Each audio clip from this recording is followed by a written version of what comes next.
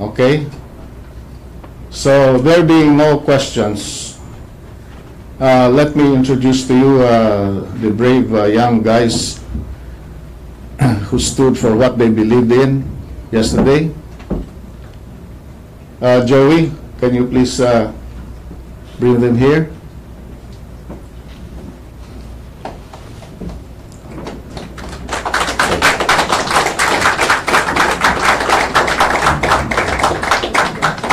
You know, these are the guys who were berated by this arrogant Atenista. I'm sorry to say that because I'm also from Ateneo.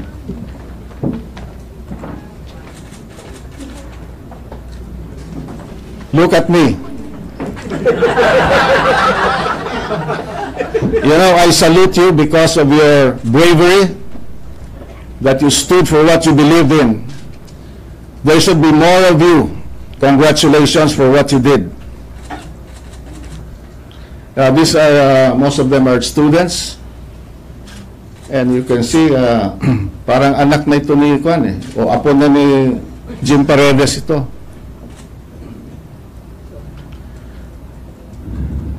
Pasalamat si Jim Paredes, hindi pinatulan ito. Kundi, bugbog sarado yung si Jim Paredes. Tinanong ko, bakit di kayo lumaban? Sabi niya, iginagalang po namin yung magulang sa amin. You know? Mabuti pa sila, meron good manners and right conduct. If you have questions sa kanila, please feel free to ask.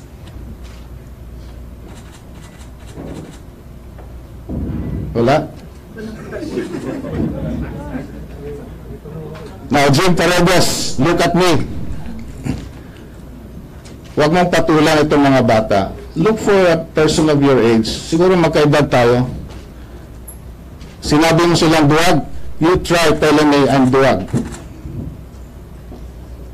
Humamon ka sa hindi mga bata. Hamunin mo yung kagaya mo. Okay? Any other questions? Yes. Soldier, si Sandra po, GMA 7. Yeah, Sandra. Bakit po nandito yung Duterte Youth and will there be any legal action? May nilalapit po ba sila sa inyo? Well, you know, they are aggrieved at what Jim Paredes did to them. My first reaction was, hayaan mo na. Patawarin na nila sila. Pero sinabi nila, kung ganito pang mangyari, ano naman kung may rally na naman at kami ay lait-laitin, what shall we do? Meron namang abogado siguro dito. Will anybody volunteer to file a case against Jim Paredes? Please state your name for the record. I'm attorney Lorenzo Gadon, and I'm going to take up the case that may be filed by I'm attorney Lorenzo Gadon, and I'm going to take up the case that may be filed by this brave young man, and I'm thinking of filing an unjust vexation case against Jim Paredes, and also stealing of the art, because that's their property. And so that's being considered right now. Okay. Thank you, Solgen, Justice Calita. For the record, are you a member of the Office of the Solicitor General? No, I am not. I am a private practitioner, and I am not connected with the government. So I'm free to handle the case that will be filed by this young man. Yes, pro bono, of course. Okay, thank you. Thank you, Attorney Gadon. Eric, is there any other topic? Trillanes?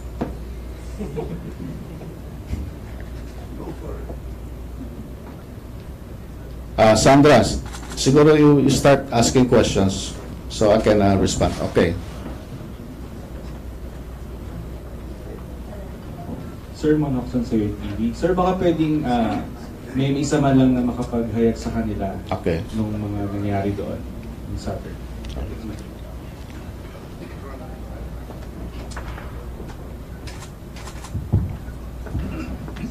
Good afternoon po. I'm Ronald Cardema, chairman of Duterte Youth. And we went there last Saturday because we were going to Luneta talaga. Pero naisip namin na that was not a regular EDSA celebration. That was a gathering of anti-Duterte rallists. And some of the leaders there are planning, or they want President Duterte out of Malacanang. So we wanted to show our support for the president, and we had we went to the tarpaulin shop. We designed the tarpaulin. It stated that we support President Duterte, and we went there. But hindi naman kami dun sa People Power Monument mismo. Wala rin kami sa mismong sidewalk. Nandun kami sa mismong karsada kung saan dumadaan yung mga sasakyan sa EDSA. So our audience there were the commuters and yung mga nag-traverse sa EDSA, because we believe that many Filipinos there traveling along EDSA are supportive of the President. And sila naman, nakaharap naman yung stage nila sa White Plains. Kami nakaharap mismo sa mga sasakyan sa EDSA. Nagulat lang kami kasi lumapit nga si Mr. Jim Paredes. Tapos, nung papalapit pa lang siya, he was making funny faces.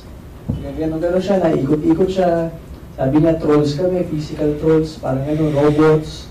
And siya, gusto niya makipag-argue, gusto niya makipag-debate.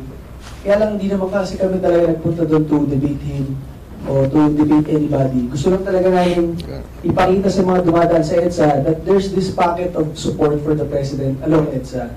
So we had the banner stating our support for the President. So yun lang po yung gusto namin. Kaya lang sir, nung lumapit po kasi si Sir Jim Paredes, talagang isa-isa, nilalapitan niya kung ano pong sinasabi niya. So kami naman, pinapabayaan lang muna namin siya.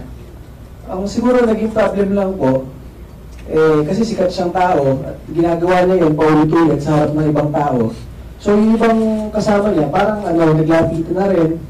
Tapos yung iba parang, yung malapit sa kanya, parang, syempre, naging intense kasi ito nga naman yung famous guy, parang nagwawala na doon, galit na galit ko ano sinasabi. So maya-maya, hawak naman namin yung tarp. Bigla kaming, yung mga nakapalibot kay Sir Jim Paredes, bigla kami hinataw sa tiyan, tapos sabay kuha ng tarpaulin. Parang...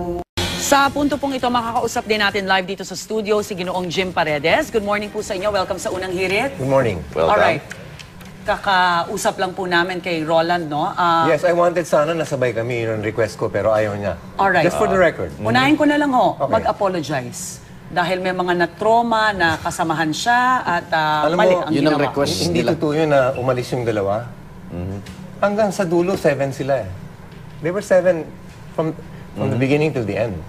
So it's not true na trauma na umalis na. It's not true. I challenge that. Because I saw them. Nagpa-picture pa ako after that incident. I went there, nagpa-picture pa ako sa likod nila. Ang sinasabi ni Ronald kanina, andun sila para magpahayag. Yes. Bakit nyo daw sila pinuntahan at yun, This pinagsalitaan? is not the first time they did it. The first time they did it was correct.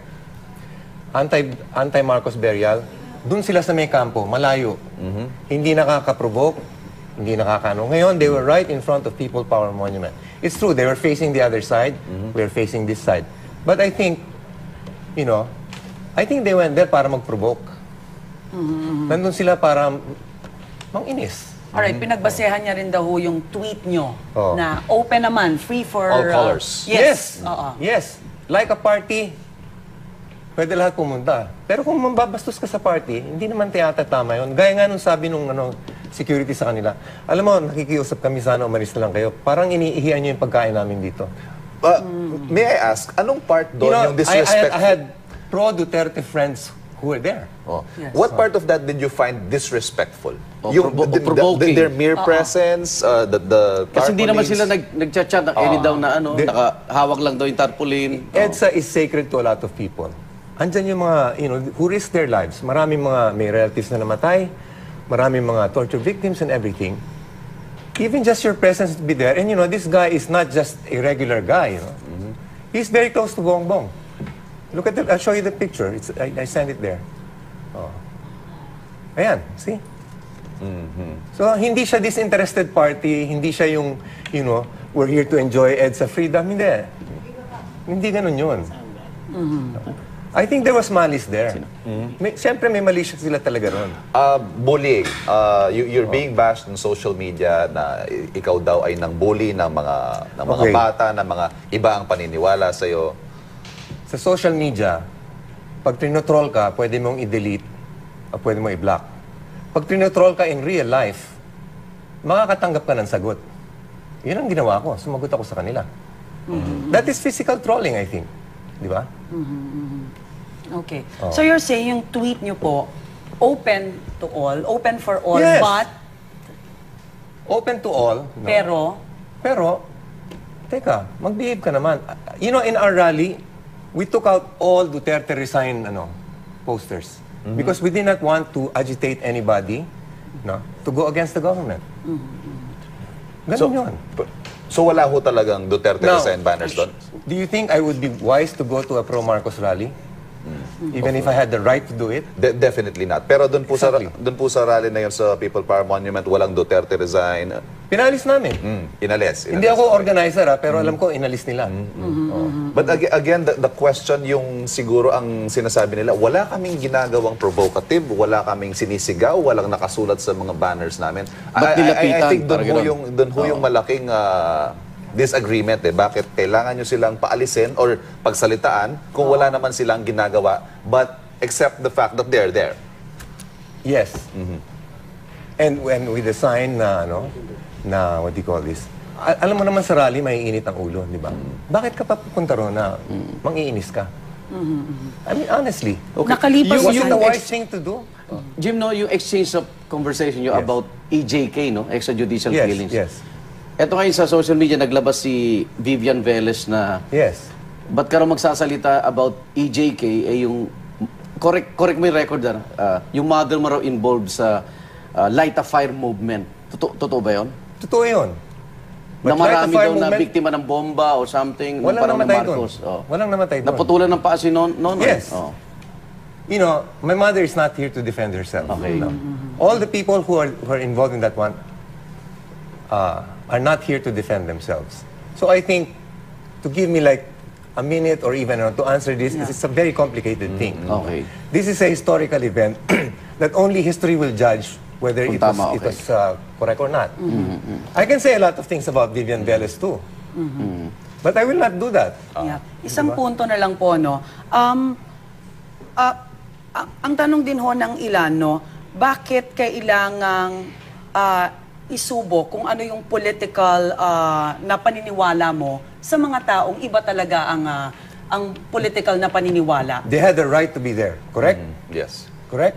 I don't challenge that. Do I have a right to express? Yes. Yes. Right? Okay. I don't like their being there. I did not drive them away. But if they're gonna live troll me, sasagot ako right there. I have the right also. Di ba? Oh, one final point, yung kanina. Yung Apology pictures daw. Ay, apology pala, Jim. Oh. Ako ang gusto ko lang sabihin sa social media. What do you call this? You see an old man, a famous man talking to these people, right? I actually wanted to, that guy na sinabi kong look at me, una nakatingin siya sa akin, pag lapit ko, gumanon siya. I wanted to actually look at him. Gusto ko sabihin sa kanya, gusto ko makita ang pagkatao mo at makita mo ang pagkatao ko. No? This is a tense situation. I want to talk to you as a Filipino. Nagmatigas. So no Hindi ba apologies, parang, nothing. so parang hugot mo to dahil sa mga social media trolls? Ganun ba? Which one? Yung mga nagbabash Your sa iyo. reaction. Kaya nung nakita mo sila, parang Well, put it this way. To all those social media who just saw that thing, no? Okay. Give me the whole context of, you know, even that morning, no? My daughter is about to give birth today. Trinatroll pa siya na sana mamatay ang anak mo, sana ma-rape ka. Ganun ang situation doon. Now, do I apologize to those who do not understand the situation? I apologize because you do not understand the situation. This is an ongoing thing, no? Pero Ronald, good morning. Good morning po, sir. Morning, Ronald. Welcome. Okay. Ang tanong ng lahat, ba't kayo nandun? EDSA celebration nga naman yun. Kayo daw yung nagsimula ng gulo. Ikaw na magkwento. Yes, sir. Sir, we know that it was a commemoration of EDSA, 1986. But we also know that the majority of the people there were not only celebrating EDSA. Many of the people there were anti-Duterte, and some of the leaders there wanted our president ousted from power or removed from power. Okay. So, we wanted to show our support for our president. Hindi naman po kami lumapit dun sa mismong monument. Wala nga kami kahit sa sidewalk. Nandun lang kami sa mismong daanan ng EDSA, sa mga sasakyan po. So anong ginagawa nyo nung lumapit si... Ano muna nakalagay dito sa banner nyo? We had the banner po na pinapakita po namin sa mga motorists. Ano nakalagay? Duterte Youth, we support President Rodrigo Roa Duterte po. Ayun, yung So, tanong na anong ba kayo? anong May ginagawa nyo? sumisigaw pa tahimik kayo? lang sila, pero Tahimik lang naka-close po kami, fist kayo. no? nakahawak lang po sa tarpaulin namin. And our audience po sana, yung mga dumadaan lang po along EDSA. Kasi we believe that kahit po nandun yung anti-Duterte rally, many of the motorists, commuters, traveling along EDSA, many of them are supportive of the president. That's why we want to show a packet of support there for the president po. Wala naman kayo doon para manginis. Hindi naman Kasi po. sinasabi, Yes po. alam naman na ganun yung selebrasyon, pero baka the mere presence, kahit wala kayong chinachant or ginagawa, parang nakakapang-inis. Hindi naman po, doon po kami nakaharap sa mga sasakyan. Correct. Sila po nakaharap sa ibang side ng, hindi naman sila sa EDSA mismo nakaharap eh. Oo. Doon sa White Plains po sila nakaharap. And the spirit of EDSA po is free speech. And what we're saying in our banner po is we want us Expression of Filipinos support. Okay. to support our duly elected president po. Yeah. So nung lumapit po kasi si Sir Jim Paredes, parang he's making funny faces po sa amin. Tapos ang dami na po niya sinasabi sa isa-isa po sa amin. Tapos syempre, nung ginagawa niya yon, the other people there sumunod po sa kanya. And nung parang hyper na po siya, syempre, Instigate na rin yung iba. na parang yung mga tao sa paligid niya, Tensyon. medyo Hindi kita nakitang sumagot eh. Nakasagot ka man lang ba? Yeah. Actually, O sir, nagkaroon ba ng sumagot ka, pagkakataon na makasagot kayo kung sino man sa inyo kay Ginong Paredes? minor lang po na sagot. Kasi po, ayaw naman po Ano namin... yung nasabi mo? Parang Yes ang sabi lang. po niya, Hindi, ikaw. Yung 7,000 killings kay Duterte, and then you said, it's being investigated. Ayan. Diba? Parang yun po. ang natatandaan kung ano Sinabi po niya yun. Ang totoo po, ayaw naman po namin talaga makipag-diskusyon po eh. Kasi ang gusto lang po naman talaga namin, ipakita po yung banner of support for the president dun po sa commuters. So, nung salita po ng salita si Sir Jim Paredes, so pinapabayaan na lang po namin. Kaya lang po, ang hindi po namin napansin doon, nung salita siya ng salita, parang yung mga nakapaligid sa kanya, dikit na po ng dikit sa amin. Then, dumating na po yung time na bigla kaming tinulak po sa tiyan ng mga nakadikit sa kanya. So, pagkatulak po sa tiyan namin, sabay agaw po ng tarpaulin namin, nakuha na po yung tarpaulin namin. And then, nag-disperse na kayo? So, yung mga PNP po, lumapit na po, pinrotektahan po kami. Ano reaction mo sa naging action ni Jim? Nagulat po ako, sir, kasi alam niyo naman, for the longest time, sinasabi po nung sa grupo po ni Sir Jim na the Liberal Party or their group is for decency in our society, for goodness in our society. So, akala ko po, mga tao doon nagdadasal lang for whatever purpose ang gusto nila. Pero hindi ko akalain may mga ganun manunulak sa tiyan namin, mga aagaw. Hindi namin na-expect na... Ang binabanggit ni sa crowd Ginong po na. Paredes ay disrespect. Ang presence nyo daw doon, your mere presence was a show of disrespect to the occasion and to the people there. Sir, magiging disrespect lang po siya sa EDSA kung ang purpose po talaga nila doon to criticize, to attack the president. Pero if they're celebrating the spirit of EDSA, and also, according to his announcement po in social media, everybody whatever color is invited to that occasion po eh. So kami naman po, wala naman po kami ina-attacking tao. Pero alam niyo hindi sa Quirino kayo pupunta. Yes sir. Sabi kasi baka naligaw daw kayo eh. Meron pong rally talaga sa Quirino. Pero kumbaga out of idealism po, nakita naman po namin na the spirit of EDSA is for free speech. Handa ba kayo makipag-ayos sa kampo nila Jamie, ni Jim Paredes? Sa totoo naman po sir, hindi naman po kami ng away po eh. Kung pwede naman po sana lang, mag-apologize po siya. Kasi po yung iba pong na-trauma, meron po kaming mga kasamaan doon, 2 bata, na-trauma po eh. Kasi, syempre, there's this famous guy approaching you, walang tigil na kakasalita sa harap mo, and the people behind him are parang lumalakas, dumadami into a mob, inspired by yung pagwawala ng famous na tao. So, pagkatulak po sa amin, yung 2 po namin kasama, sumakay na po ng bus. Natakot po Takot na. Okay. So, sana po mag-apologize po siya. Okay. Maraming salamat, Dr. Youth National. Right outside the celebration. Look at me. Look at me. Ha? Deny your conscience. Look at me. Hindi ka makatingin, ano? Ha? You can't even look. Do what?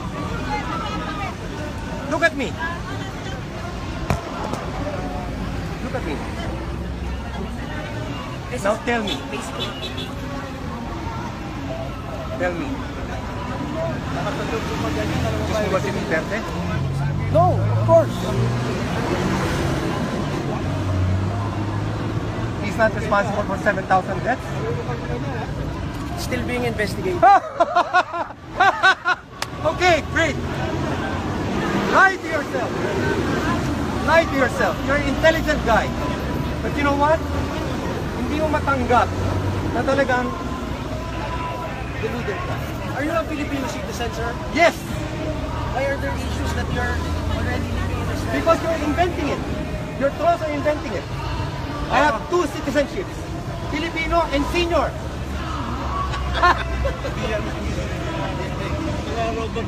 Robots. Robots.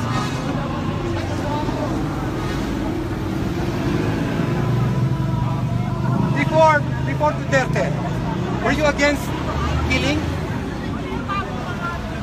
Yes. What happened? Ask yourself. What happened? Why did you sell your soul? Ultimately, when you die, you will answer that. I'm asking it now so you don't have to wait till you die. Be honest with yourself.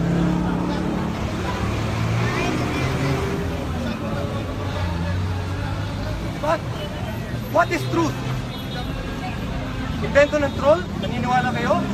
Dahil kakampi nyo? No. Truth is truth, whether it hurts you or it hurts me. Truth is truth. No amount of lying will change anything. Or you guys say, Australian citizenship. Hindi nyo ba alam mali kayo? And yet you insist and insist and insist hanggang maniwala kayo na totoo. What is wrong with that? What is wrong with your thinking? Did you believe people can just be killed before 2021? Of course not. So why do you believe now that they can do it?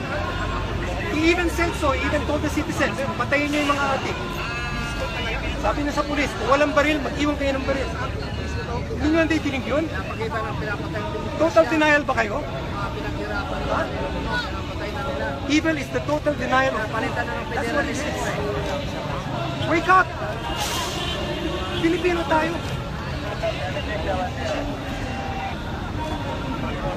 Pilipino tayo. And you're going to die for a lie? You're going to die denying your conscience? For what? For this megalomania? Think, my gosh. My gosh. You are the future of this nation, and you've sold your conscience, you've sold your will, and you've sold your thinking to some madness. Answer me. Debate with me now. What are you doing? Ikaw, batang-bata ka pa. Marami ka pa kailangan malaman ng tungkol sa puso. Yan ang totoo. gosh! Are you paid to do this? Are you? Are you paid to do this? What? You're not paid, sir. Okay. Are you?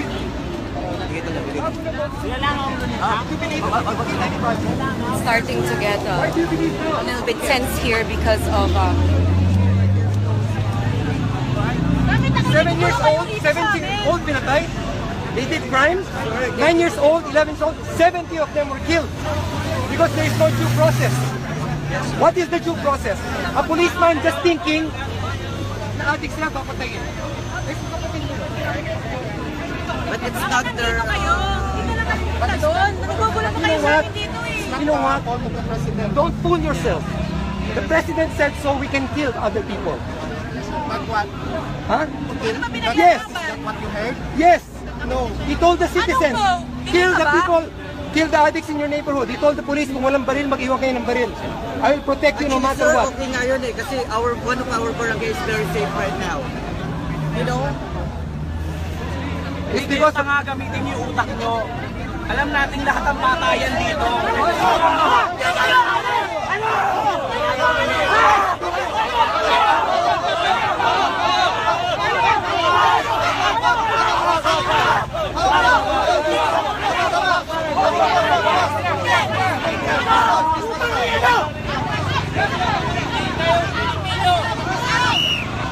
This is my country,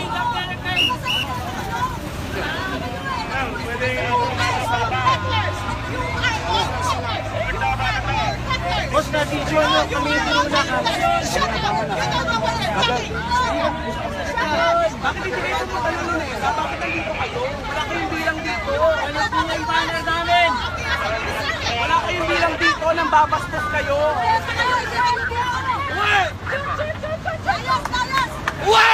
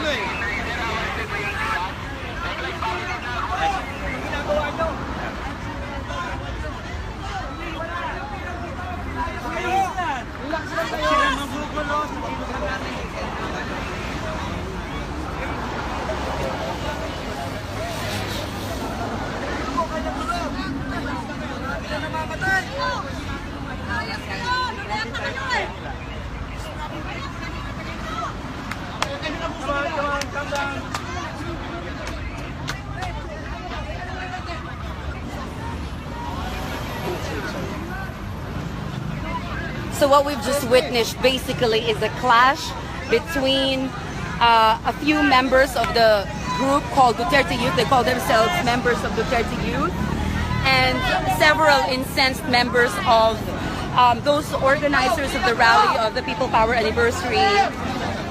They said that they're being provoked by these few young men who came here, who said that they're here to defend. They said the president who is under attack. I'll give you more. I'll just let you guys see it. The police have just started to come in already. And, well, they've come in a bit late, basically, because they've been here for a few minutes.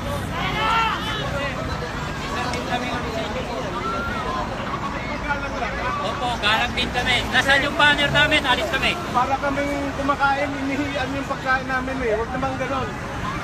Please lang, please. Please. Naisip na kami dito sa natulungan kami ng sila.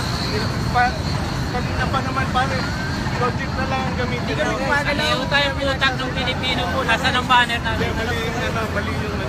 Sir, hindi.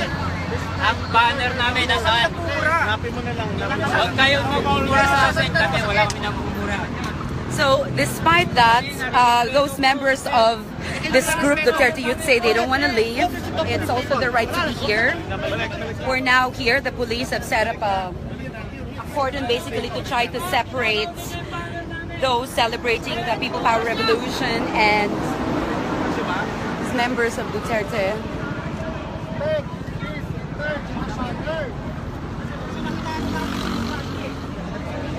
A celebration of a bloodless revolution has now been, I guess, taken by this incident. There's one man asking for the information of this guy. And natatakot kayo nagkana na yung mga pangalan. Asking for the number of the journalists, basically. Questioning what work he's doing here. Yung ginagawa niya, paninilang karapatan yan eh. Kayo rin naman eh. Pinipigilan nyo kami mag-rally dito eh. Hindi namin kayo pinipigilan, wala kami sasabi. So we're wondering what the police. I'll just show you again. I mean, things are quite fluid here. Extend.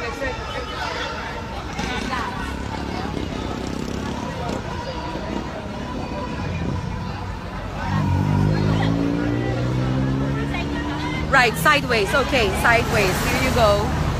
Here you go. All right. For those who just tuned in, just started watching, earlier there was a commotion where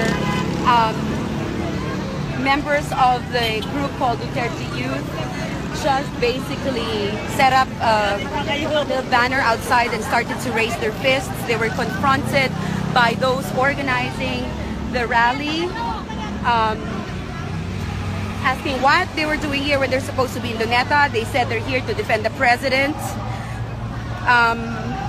And then things started to get, quite heated between the two sides. And here they are being asked by the police to leave, but they're refusing to leave. Kunti lang kayo doon sa Luneta? Kunti lang kayo siguro, no?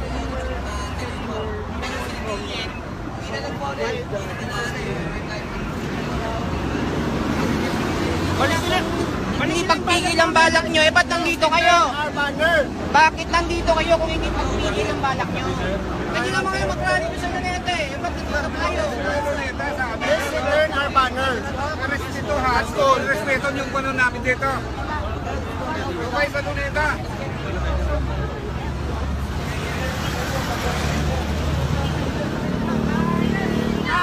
All right, so they're about to leave, and I have to do my live now.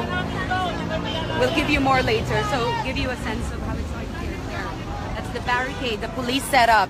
But the ones who were here first was basically members of the EDSA security forces, but they didn't really do anything. They just watched things unfold. So I'm going to get back to you later on because I have a live in 5 minutes. Talk to you later.